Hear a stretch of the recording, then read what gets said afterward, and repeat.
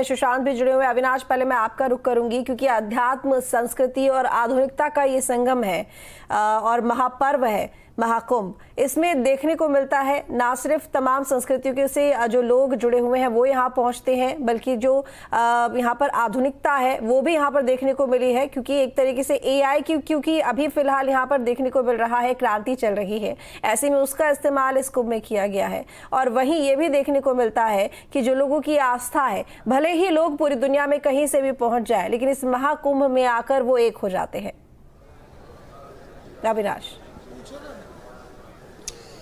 बिल्कुल, देखिए महाकुंभ को इसीलिए आस्था का संगम कहते हैं, और ना सिर्फ आस्था का संगम बल्कि लोगों का भी संगम है, क्योंकि दुनिया भर से लोग आते हैं इस आस्था के संगम में डुबकी लगाने के लिए। और देखिए आज जो हम लोगों ने तस्वीर देखी, चूंकि कल भी तकरीबन 1.5 करोड़ लोगों ने पूरे दिन में संगम में डुबकी लगाई थी, लेकिन आज ये जो संख्या है और ज्यादा हो सकती है, क्योंकि आज सोचिए सुबह में चूंकि अभी जो तमाम अखाड़े हैं, उनके जो नागा साधु हैं, सन्यासी हैं, जो वैरागी हैं, वो स्नान कर रहे हैं। तकरीबन 2 बजे तक उनका स्नान होगा, लेकिन बीच बीच में जो तमाम आम लोग जो देश दुनिया से यहाँ पर पहुंच रहे हैं वो भी संगम में डुबकी लगा रहे हैं। तो निश्चित तौर पर कह सकते हैं कि ये एक खास मौका होता है। और चूंकि 6 साल पर अर्धकुंभ होता है, 12 साल पर महाकुंभ होता है, और जो इस बार का महाकुंभ हो रहा है चूंकि देखा जाए तो 12 साल पर हो रहा है, लेकिन जो ज्योतिष है, जो ज्योतिष शास्त्र है, उसके मुताबिक कह सकते हैं कि ये कहा जा रहा है कि ये जो दुर्लभ संयोग है तकरीबन 144 सालों के बाद बन रहा है। तो वैसे में ये महाकुंभ अपने आप में खास हो जाता है। हालांकि इस महाकुंभ को खास बनाने में सरकार की तरफ से भी कोई कमी नहीं छोड़ी गई है। जहां एक तरफ कुंभ के क्षेत्र का विस्तार किया गया है, तो वहीं कुंभ को भव्य और दिव्य बनाने में भी काफी मेहनत की गई है। जो पूरा प्रशासन है, जो पूरा प्रशासनिक अमला है, वो जुड़ा हुआ है। कह सकते हैं कि खुद इस पूरे आयोजन की मॉनिटरिंग मुख्यमंत्री के द्वारा की जा रही है। लेकिन सबसे महत्वपूर्ण बात है कि ये है कि जो श्रद्धालु यहां पर पहुंच रहे हैं, उनके मन में क्या कुछ चल रहा है, इस तस्वीर को देखकर, इस दृश्य को देखकर वो क्या सोच रहे हैं। कुछ लोग इस वक्त मेरे साथ जुड़े हुए हैं, उनसे बात कर लेते हैं। आज खिचड़ी है, यानी कि मकर संक्रांति है, और मकर संक्रांति के मौके पर आप आए हैं संगम में। स्नान कर लिए कि अभी हो गया ना? कैसा रहा अनुभव, कैसा? बहुत अच्छा हुआ, बहुत अच्छा।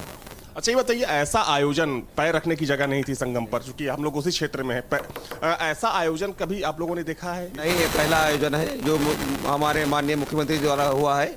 बहुत अच्छा कार्यक्रम कर रहे हैं, बहुत अच्छी व्यवस्थाएं उनकी है और बहुत अच्छी योजनाएं भी है, जिनका हम सब लोगों को बहुत लाभ मिल रहा है। और सबसे बड़ी यह है कि हम सनातन धर्मियों के लिए बहुत अच्छी चीज़ है। जो हिंदू सोया हुआ था वो जाग चुका है योगी जी के आने से। ये बहुत अच्छा कार्य है, और 12 साल बाद पहली बार महाकुंभ हो रहा है। ये तो बहुत सौभाग्य की बात है जो हम लोग स्नान करने आए हैं। ये एक सौभाग्य की बात हो रही है। कहाँ से आए हैं आप? यूपी बाराबंकी से। बाराबंकी से। आप कहाँ से हैं? बाराबंकी से, कोठी। अभी बाराबंकी से हैं, तो आप पहली बार आए हैं कि पहले आ चुके हैं? जी, पहली बार हैं। पहली बार का हमको आगे बहुत अच्छा लगा, काफ़ी भीड़ थी, बहुत अच्छा लगा, बहुत सुंदर, बहुत अच्छा आयोजन। व्यवस्थाएं कैसी लगी आपको यहाँ? बहुत सुंदर लगी, बहुत अच्छे, बहुत ज़्यादा भीड़ थी, मगर पूरी तरह से आनंदित हो गए हम। बहुत अच्छा लगा।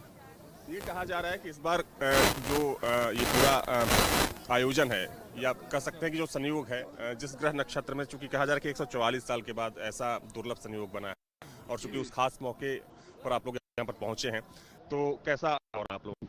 देखो एकदम बढ़िया अनुभव रहा है। हम प्रॉपर राजस्थान से हैं, अभी फिलहाल चेन्नई से आए हैं। अच्छा। और नालिया है, बढ़िया, बहुत बड़ी भीड़ है और बहुत अच्छा कार्यक्रम हो रहा है। आप लोग से स्नान करते हैं, और ये बहुत सौभाग्य से प्राप्त होने वाला कुंभ का महापर्व है। इसमें हिंदू धर्म से संबंधित जितने भी इस संसार में लोग हैं, वो सभी लोग इकट्ठे होते हैं, और हो करके इस अमृत स्नान को करके जीवन को धन्य कृतार्थ बनाते हैं।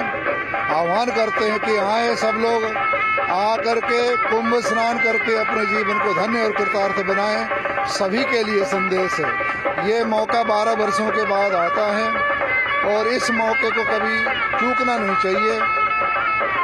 जीवन आसार है, लेकिन ये मुख्य है, जरूरी है। आज के दिन किया गया जो स्नान है, वो जीवन भर के लिए दुर्लभ फल प्रदान करने वाला होगा। चलिए चलिए ठीक है अविनाश, लौटेंगे आपके पास में। सुशांत भी हमारे साथ में जुड़े हुए हैं। सुशांत, क्योंकि देखिए धीरे धीरे करके जैसे जैसे समय आगे बढ़ रहा है, सूरज और ऊपर चढ़ रहा है, लोगों की भीड़ बढ़ती जा रही है। हालांकि कल के स्नान के बाद में ये उम्मीद ज्यादा है कि जो कल 1.5 करोड़ लोगों की भीड़ पहुंची है, आज ये आंकड़ा 2 करोड़ तक पहुंच सकता है।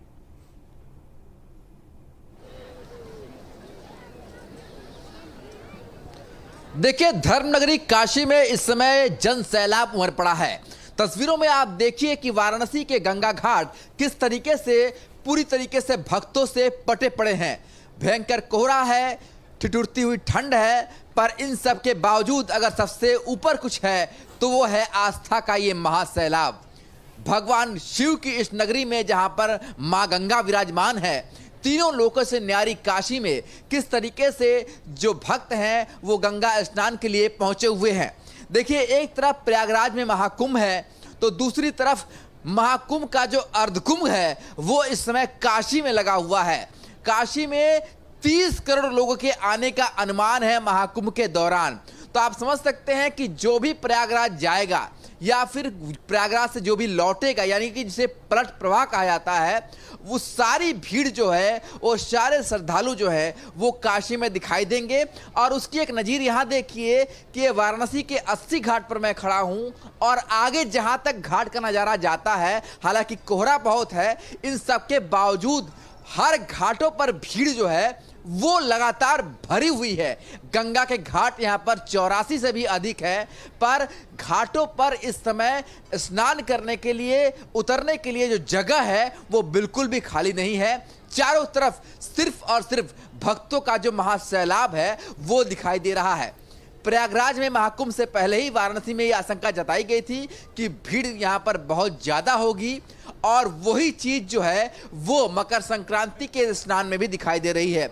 आज सूर्य मकर राशि में प्रवेश कर रहा है और माना जाता है कि आज से ही धीरे धीरे गर्मी की शुरुआत होती है सूर्य के मकर राशि में प्रवेश करने के साथ ही। और आज के दिन को इसलिए भी महत्वपूर्ण माना जाता है कि आज के दिन अगर गंगा में स्नान किया जाए और वस्त्र, अन्न और खास तौर पर तिल का दान किया जाए तो सभी पापों से मुक्ति मिलती है, घर में धन धान्य की बरकत होती है। और इसीलिए आज इस परंपरा को निभाई जाती है और आज खिचड़ी का महात्योहार कहा जाता है।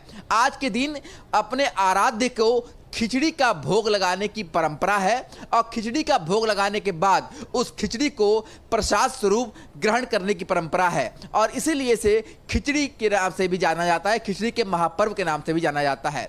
तो आज मकर संक्रांति का ये महास्नान जो है वो काशी में हो रहा है। आस्था की डुबकी लोग लगा रहे हैं। मान्यताओं के अनुसार मकर संक्रांति के दिन अगर भक्त गंगा में डुबकी लगाते हैं, न सिर्फ उनके सारे पापों का क्षय होता है बल्कि घर में बरकत बनी रहती है, वो निरोग रहते हैं। और अन्नदान और वस्त्रदान के पीछे जो एक मान्यता है वो दरअसल ये है कि आज मकर संक्रांति के दिन अगर अन्न वस्त्र का दान किया जाता है तो घर में कभी अन्न की या वस्त्र की कभी कमी नहीं होती। तिल के दान से सारे पापों से मुक्ति मिलती है और ख़ास तौर पर तिल के दान से जो ग्रह के दोष होते हैं उन ग्रह दोषों से मुक्ति मिलती है। और इसीलिए आज पूरा का पूरा जो बनारस शहर है वहां पर सिर्फ और सिर्फ श्रद्धालुओं का महासैलाब दिखाई दे रहा है। जितने श्रद्धालु आपको वाराणसी के इन गंगा घाटों पर दिखाई दे रहे हैं, उतने ही श्रद्धालु अभी वेटिंग एरिया में हैं, यानी कि रेलवे स्टेशन पे हैं।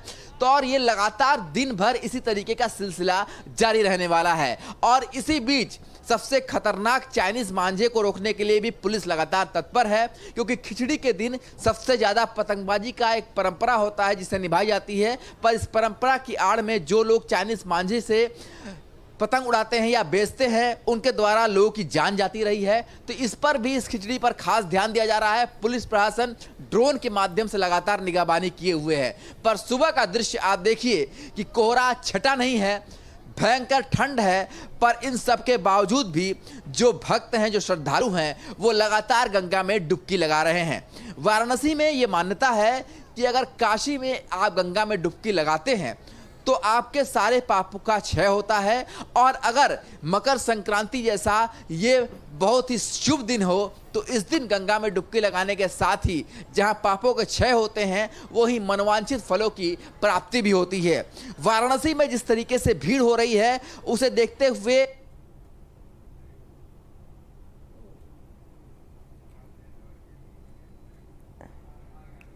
कि एक साथ इन रेंजबसेरों में लगभग 1 लाख के आसपास लोग भी रह सकते हैं। तो पूरा बनारस इस समय भक्तों के सैलाब से पटा पड़ा है और ये स्थितियां जैसे जैसे दिन आगे बढ़ेगा वैसे वैसे और भी ज़्यादा बढ़ती जाएंगी, क्योंकि महाकुंभ के बाद यानी कि जब 27 फरवरी को जो महाशिवरात्रि का समय होगा उससे पहले बहुत भारी भीड़ बनारस आने वाली है, क्योंकि जो सारे अखाड़े हैं उनकी पेशवाई भी महाशिवरात्रि के दिन बाबा के दरबार तक जाती है। होली तक ये पूरा आयोजन जो है वाराणसी में चलता है। तो यानी कि महाकुंभ की शुरुआत से लेकर होली तक इस तरीके से बनारस में भीड़ का जो महाप्रवाह है वो दिखाई देगा। और सबसे खास बात तो ये है कि आज मकर संक्रांति के इस महापर्व पर जब सूर्य मकर राशि में प्रवेश करता है तो मान्यता दरअसल ये होती है कि आप अगर गंगा के तट पर आए हों और वहां पर सबसे पहले आप भगवान भास्कर को अर्घ देते हैं, क्योंकि आज सूर्य जो है वो मकर राशि में प्रवेश करता है और अर्घ देने के साथ ही गंगा में डुबकी लगाते हैं। तो ये जो आस्था की डुबकी है ये जन्म जन्मांतर का जो पाप है वो अपने साथ लेकर जाती है और जो यहाँ पर श्रद्धालु हैं वो पुण्य के भागीदार होते हैं। और इसीलिए आज बनारस का हर एक गंगा घाट यहाँ पर पटा पड़ा हुआ है। और ये स्थिति तब है जबकि ये कहा जा रहा था कि महाकुंभ में बहुत ज़्यादा भीड़ हो रही है, ऐसे में हो सकता है बनारस में कुछ कम भीड़ हो, पर ऐसा बिल्कुल नहीं हुआ। बल्कि बनारस में जो अमूमन हम पिछले साल भी देखे थे यार, हर साल देखते हैं मकर संक्रांति पर जितनी भीड़ होती है उससे कई गुना भीड़ अधिक वाराणसी में दिखाई दे रही है। एक मान्यता के अनुसार ये भी कहा जाता है कि जो भक्त प्रयागराज नहीं जा पाते, जो वहां तक नहीं पहुंच पाते, अगर वो काशी के गंगा घाट पर आकर डुबकी लगाते हैं तो उन्हें प्रयाग के जैसा ही फल प्राप्त होता है। और इसीलिए काशी का जो गंगा घाट है आज श्रद्धालुओं से पटा पड़ा हुआ है। ठीक है, धार्मिक लौटेंगे आपके पास में। जेबी सिंह, अभी फिलहाल क्या कुछ तस्वीरें देखने को मिल रही हैं गोरखपुर में? गोरखपुर में जो तस्वीरें हैं वो पूरी तरह से माहौल मकर संक्रांति के रंग में रंग गया है। और यहाँ गुरु गोरक्षनाथ मंदिर के बाहर की जो तस्वीरें ज्यादा यहाँ श्रद्धालुओं का एक जन सैलाब लगातार बना हुआ है। और बीती रात से ही लगातार जो है श्रद्धालु अपनी बारी की प्रतीक्षा कर रहे हैं कि मकर संक्रांति के अवसर पर अपने आराध्य शिव अवतारी भगवान गुरु गोरक्षनाथ को अपने आस्था की खिचड़ी चढ़ाएं और अपनी जो भी मनोकामनाएं हैं, जो मन्नतें हैं, उसको जो है मुराद अपनी बाबा गुरु गोरक्षनाथ को सुनाएं और वो उनसे जो भी आशीर्वाद प्राप्त हो वो लेकर के अपने घर में जाए। सबके सुख और समृद्धि के लिए मुख्यमंत्री योगी आदित्यनाथ ने भी जो है कामना की है, प्रदेश में मंगल कामना की है। मकर संक्रांति के अवसर पर पूरे प्रदेशवासियों को, देशवासियों को उन्होंने बधाई भी दिया है, शुभकामनाएं भी दी है। तो यहाँ गोरखपुर गोरक्षनाथ मंदिर का और गोरखपुर रेलवे स्टेशन पर लगातार जो है श्रद्धालुओं के आने का क्रम जारी है। यहाँ पर गोरक्षनाथ मंदिर में लगातार श्रद्धालु अपने आस्था की खिचड़ी लेकर के अपनी बारी की प्रतीक्षा कर रहे हैं और लगातार यहाँ पर जो है भगवान गुरु गोरक्षनाथ के जयकारों से गुंजायमान हो रहा है। आसपास का पूरा वातावरण भक्तिमय हुआ है और इस समय महिलाएं हो, बच्चे हो, बूढ़े हो, नौजवान हो, सभी के ऊपर ये ठंड जो है पूरी तरह से, कहीं कोई ठंड का नामो निशान नहीं है। आस्था हर जगह आस्था जो है दिख रही है और लोग नंगे पांव पूरी रात खड़े रहे और अपने जो है बारी की प्रतीक्षा में लगे खड़े। चलिए ठीक है, आप सभी का बहुत शुक्रिया तमाम जानकारी के लिए। तो बता दें कि प्रयागराज जहां पर सबसे बड़ा आध्यात्मिक मेला जिसका आयोजन किया गया है, आज उसका दूसरा दिन और अमृत स्नान आज से शुरू हो गए हैं। ये कवरेज यूं ही जारी रहेगी, लेकिन फिलहाल यहां रुकेंगे एक छोटे से ब्रेक के लिए।